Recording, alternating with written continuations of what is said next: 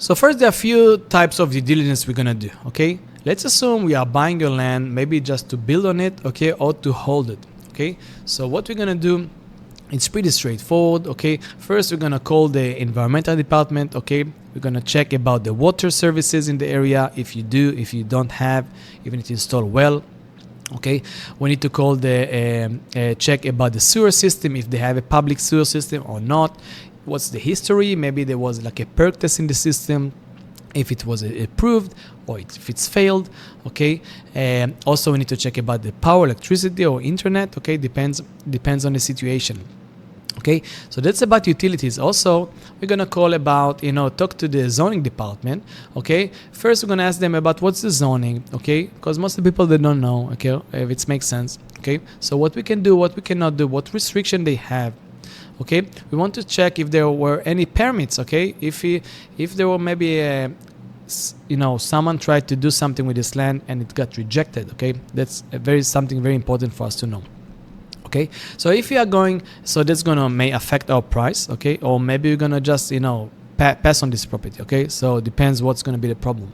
Okay, now if you are looking at the land, okay, that we may subdivide this property, or we may develop this property, we may ask you for a longer due diligence period, because what we're gonna do, okay, and again, I'm not gonna tell you what kind of time frame, because it may be a bit longer.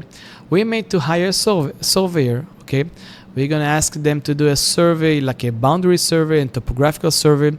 We may also do a perk test. Okay, everything on our expense. Okay, so we're gonna start spending some money. We're gonna send engineers, okay, to your property, okay, because we want to check if this project is gonna be feasible for us.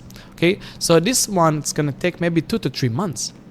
Okay, so that's gonna be a bit, but we're gonna start spending on your property. Okay, so even if you're not gonna ahead, we're gonna be able to share with you all the all the things that we find from the survey and everything. Okay, now the problem here, sometimes if you are using professionals, they're not all the time easy to work with them in a way that maybe they're busy on different projects. Okay, so the only drawback in here, so 3 months, I think it's more than enough to cover, for them to finish the process, so, to go out and do everything. But sometimes they are busy, maybe they have some delays. So in this case, we might need to have an extension of 1 to 2 months if they haven't finished to do their stuff. And then once everything is good, we're gonna go to closing and everything.